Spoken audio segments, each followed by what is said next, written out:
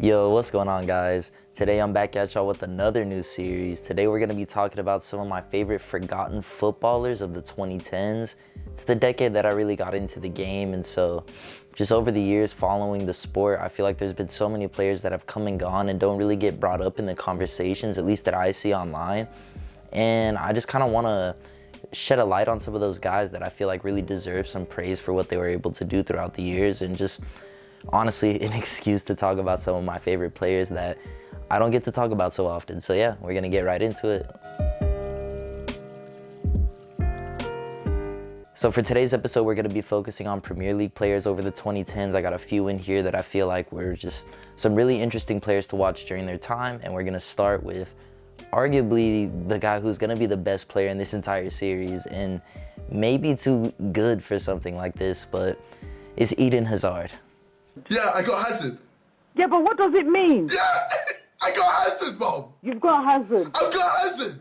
Now, the reason why I'm bringing him up in a series like this where we're talking about forgotten players is really just down to how dramatically his career kind of burned out of nowhere, but we're going to get into that. I want to start by focusing in on these guys when they were at their peaks, and so with Eden, that's obviously going to be at Chelsea. This was one of my favorite ever players to watch, honestly, especially when I'm like removing club bias out of the situation. This guy was just, he was a genuine artist. Like, there really are no numbers that can quantify just how good and special he was to watch, but I'm still gonna try to do that for you guys today. He's often remembered for his dribbling skill, and obviously that was just some of the best stuff to watch that I've seen on a football pitch, but he also had some really strong output in the final third that elevated him to that world-class level.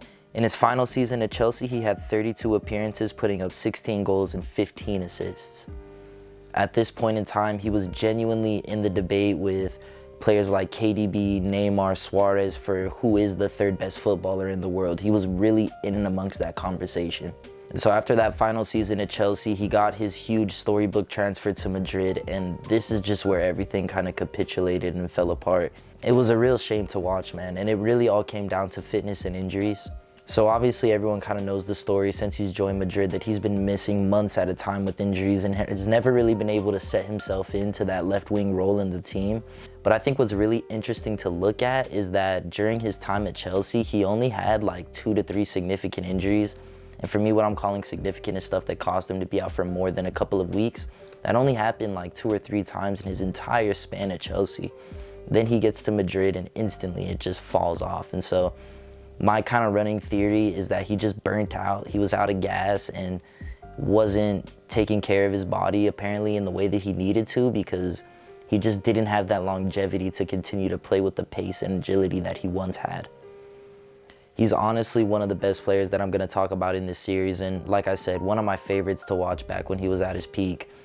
Doing what he did to Premier League defenses, it's genuinely not normal. Like, the way that he was able to make these guys look silly, it was something truly special to watch, and he was a gem of a player. Eden Hazard, what could have been at Real Madrid? That's all we can kind of say now. Moving on to one of his teammates at Chelsea at the time, we're going to be talking about Diego Costa. This guy was just one of the most genuinely annoying but also really effective players that I've ever seen in the Premier League in that number 9 role, and he played it in a totally unique way. So his peak did start a bit before his time at Chelsea, and it was actually at Atletico Madrid. In the 2013-2014 campaign for Atleti, Diego Costa scored 27 goals in 34 domestic appearances, and he played a huge role in that title win that they had that season against Real Madrid. And this is what started to really get teams noticing this guy and paying attention. They definitely wouldn't have won that title without him up top. He was absolutely crucial. He joined the Blues in 2014, and he instantly took to Premier League football with that physical style of play. It's like he was made for it. He's a genuinely vintage number 9 in the sense that he is there to annoy and distract your defenders. You know, a lot of the stuff that he does, I feel like you only really see it these days from maybe guys like Vardy, you know, Suarez recently. Obviously, he's not really in the European game anymore, but, you know, it was really a more old school striker trait that I feel like we're seeing less and less from these technically elegant and, you know, super nice footballers. Everyone's friends these days, of course, you know how it is. But he was a really unique player for his era. The attitude that he played with and the fire that he brought to the pitch was something that it was something that if you were a fan of a team that was playing against Costa, you will never forget the frustrating feelings that he gave you watching him play against your team. One stat that stuck out to me as being kind of funny while I was doing my research is in his final season at Chelsea, while he was kind of slowing down in the goal scoring department, he was being fouled 2.6 times per game and fouling someone on the other team 1.2 times per game. So when you total that all together, he was stopping the match on average almost 4 times per game, which, I mean, might not sound like a lot, but when you think about it over the course of a season, that being the average, this guy was a real vintage shithouser, and in retrospect, I can say I enjoy it. At the time, like I said, it was very frustrating, but for what he is, he did it very well. He was extremely effective, and you can't take that away from him.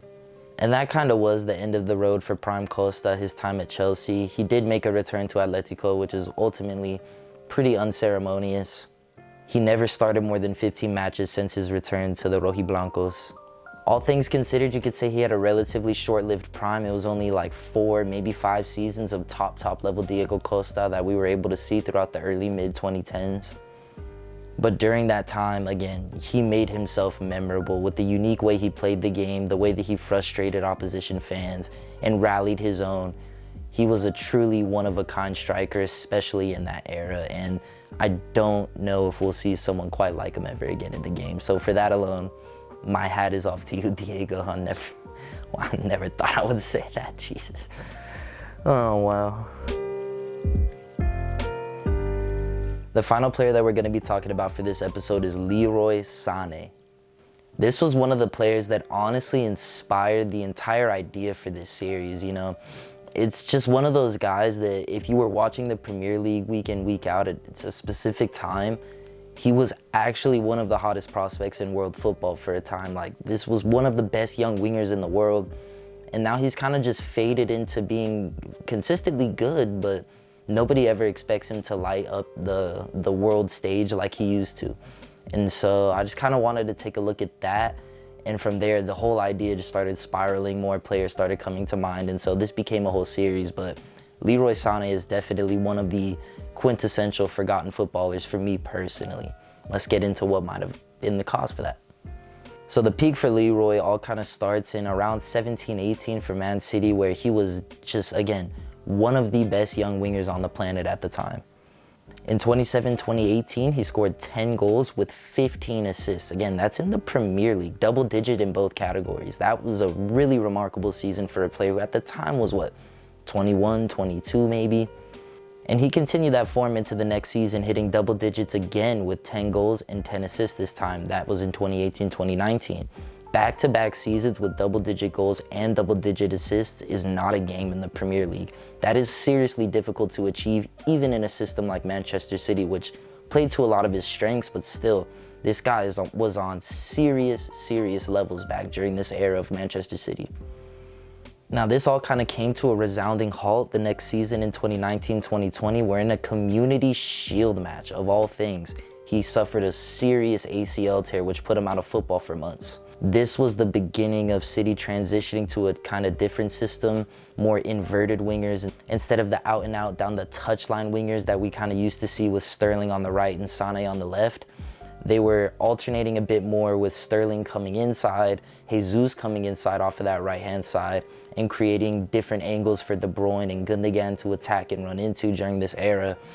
And they kind of just redesigned the system while Sané was out, which is something Pep is going to be known for later on in the series, but that's a little teaser for y'all. But anyways, he really just got a bad break with that injury, and the team moved on without him. On top of that, the bad luck continued when, 2020 happened, the very next year. Football went on pause right as he was gearing up to come back to Premier League football. This again took him out of action, kind of brought him even further back in the squad standing at Manchester City, which eventually results in him being transferred to Bayern Munich. And he's been putting up consistent numbers ever since, especially, in the minutes department, which is good to see coming back from that injury. He's just under 2,000 minutes per season in the following season since that transfer. He just hasn't hit the same heights as he did pre-injury, and again, this is in a different system, in a different league, but his best return so far has been 6 goals and 9 assists in his debut season. There's solid numbers for sure, and he's continued that form in the European games, which for Bayern is obviously a really big deal. In 20 European appearances for Bayern, he's put up 13 goals and 7 assists, which is a really remarkable return, no doubt, but not seeing that consistency playing out over the seasons is what I think has pulled people back from the Sané hype train that we used to see, you know. It's no doubt that this guy's a really talented player and definitely one of the really, really good wingers. Really, really good for sure. But is he elite? Is he top level? I think at this point we can kind of start to say no. And that is the unfortunate thing with Sané, which it's just, the potential was sky high for him at City during those times. You know, he was genuinely supposed to be one of the best wingers on the planet. And injuries and everything just kind of took that chance away from him in a way. It was really unfortunate the way the circumstances played out, having an injury followed by the pandemic. That all combined really ended a very promising start to his career in Manchester City. So yeah, those were a few of the players that I wanted to take a look at over the last kind of 10-ish years in the Premier League, some of my personal favorites that I've grown up watching.